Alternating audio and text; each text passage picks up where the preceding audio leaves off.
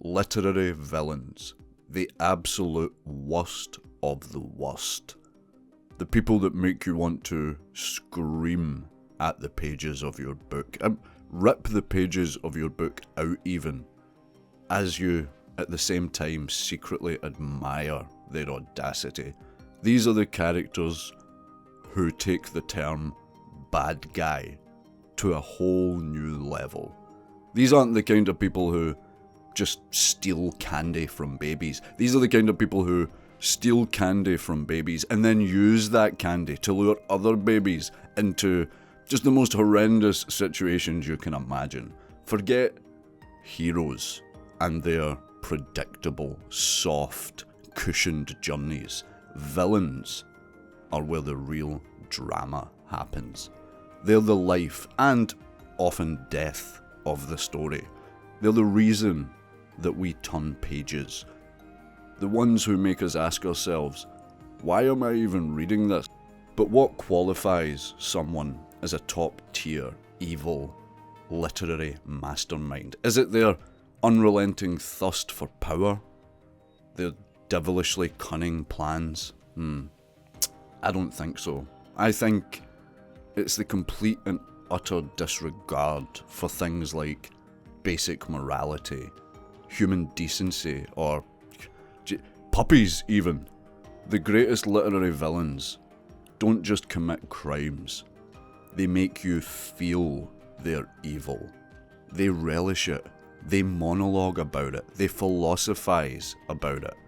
They're the kind of people who step on Lego bricks on purpose. And today I want to talk about a character that I consider to be the most horrific, the most monstrous character, I think, in all of fiction.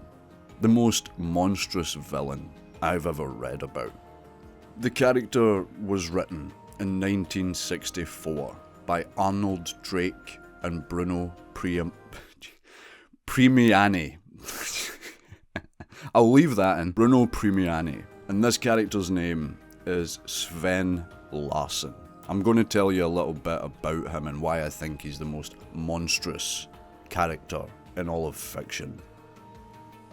So Sven is a scientist. He works as a scientist. He was an apprentice of a very famous scientist called Niels Calder, who is just like a known super genius inventor type guy. And Sven was his underling, his apprentice, learning from him. Sven does what all good apprentices do, and he goes on his own way and starts conducting his own scientific fields of research. And then one day he stumbles upon a theory that he tests and perfects to the point that he feels comfortable enough to return to his old master, his old sensei, Niels Calder. Larsson arrives and he's there to demonstrate a new scientific discovery. As he states, according to our latest theory of the origin of life, it began when amino acids, complex chemical compounds floating in our barren seas, were bombarded by lightning. He is eager to test this new theory of life on Earth, so he stands astride a metal walkway over, yes friends, a bubbling vat of acid. Larsson then declares to the room, I have succeeded in duplicating that process of creating life artificially. Sven is stood feet, mere inches from the edge of this walkway over this vat of acid, and can you guess what's coming?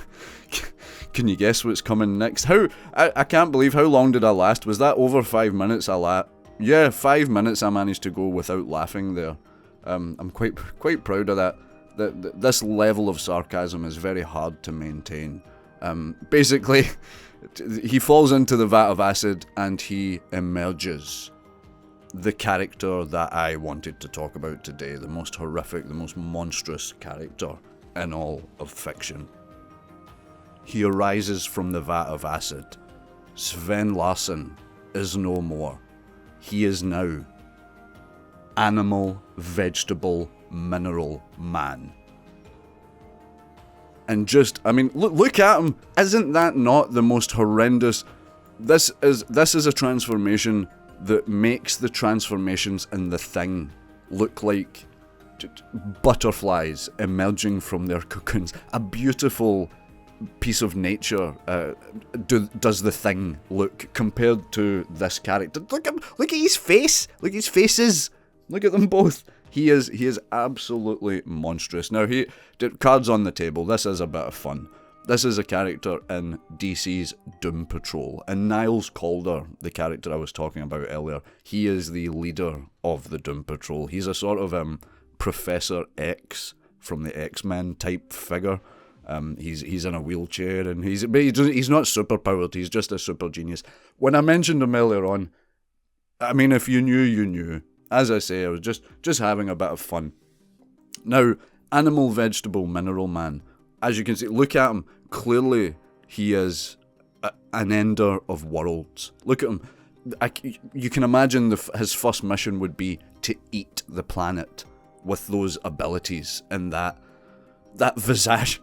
Look at, if you were presented with that, you say that, they say, imagine being presented with that in a dark alley. Imagine that walking out in front of you in a back alley.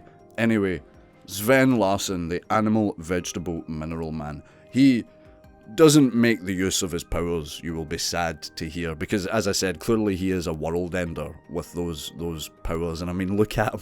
But no, his vendetta against the Doom Patrol and Niles Calder in particular. He thinks that Niles has stolen an anti-decay ray from him. That's a fun term to say, an anti-decay ray. So his vendetta against the Niles is ultimately what leads to his downfall. He could have had it all, but instead he chose petty beefs with his former master. He's taken down pretty swiftly by the Doom Patrol. Although he would later get his mojo back in a sense, he would later rise once more, but never as anything more than a kind of menace, like ants at a picnic. He wasn't really anything to be worried about, believe it or not. Like I say, it's one of the biggest crimes in all of comic book literature is that this character hasn't been done more with. I guess obviously the science is outdated and all that, but he did appear in the a live action.